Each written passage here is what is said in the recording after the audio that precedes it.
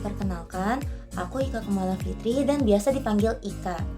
Nah, aku adalah salah satu pengajar mata kuliah kimia dasar di Master TPB.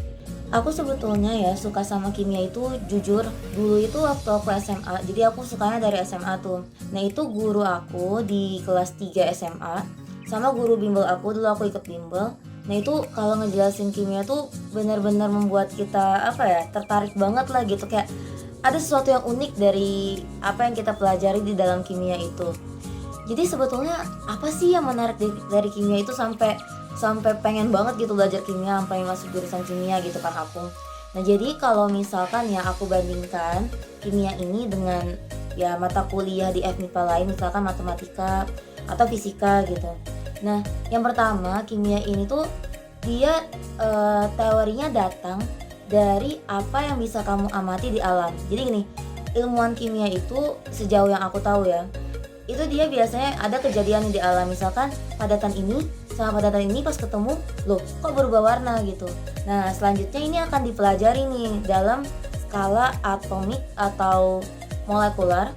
Nah nanti dites apakah teori ini tuh sesuai dengan apa yang terjadi di alam gitu. Jadi mungkin agak beda ya dengan matematika yang sejauh ini apa yang aku pahami dari matematika itu dia teorinya datang dari pola pikirnya itu nanti akan dirumuskan secara numerikal.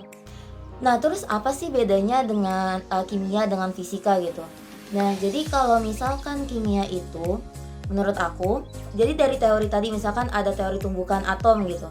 Nah, itu bukti dari teori ini bisa kita amati secara langsung atau enggak paling pakai alat bantu lah, misalkan mikroskop gitu.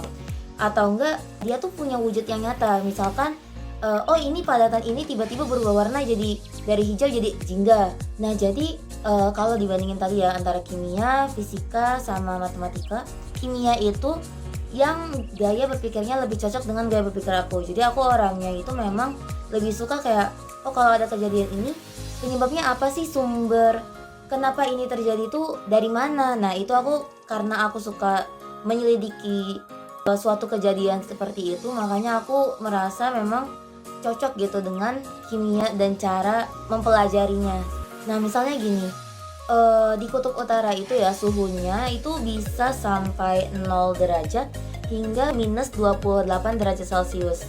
Jadi kan 0 derajat aja itu udah titik beku air pada tekanan normal ya. Nah kenapa hewan-hewan yang tinggal di kutub mau utara ataupun selatan itu dia masih bisa beraktivitas dengan tenang, padahal ya sekitar 70% dari tubuhnya itu isinya air, tapi dia tidak membeku. Nah alasannya itu sebetulnya di dalam di fluida yang ada di dalam tubuh makhluk hidup itu sebetulnya banyak banget terdapat komponen yang larut di dalamnya. Misalnya nih, yang pertama pasti ada protein, yang ya jelas kan di dalam tubuh banyak banget protein di dalam cairan sel kalian. Nah terus yang kedua itu ada ion-ion. Terus yang ketiga itu bisa juga ada senyawa-senyawa organik yang memang membantu metabolisme tubuh, misalnya karbohidrat. Terus ada juga misalkan lipid. Nah makanya cairan di dalam sel yang banyak zat larutnya ini itu hanya bisa dibekukan apabila suhu yang kita set ke cairan ini itu lebih rendah lagi daripada suhu yang ada di kutub utara ataupun selatan. Makanya hewan-hewan di sana itu dia masih seenggaknya isi tubuhnya itu tidak membeku. Nah ini sifat ini tuh akan kalian kenal dengan sifat koligatif larutan, dimana dengan adanya tambahan zat larut di dalam suatu cairan itu dia akan menurunkan titik beku dari cairan tersebut dibandingkan dengan saat cairan ini tidak mengandung zat larut apapun.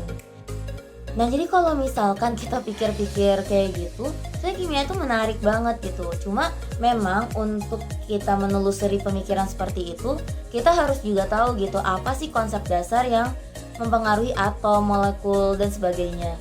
Nah makanya memang itulah yang kalian pelajari dari mungkin dulu kalian SMP belajar kimia ya, dari SD, bahkan SD, SMP, SMA hingga sekarang kalian TPB.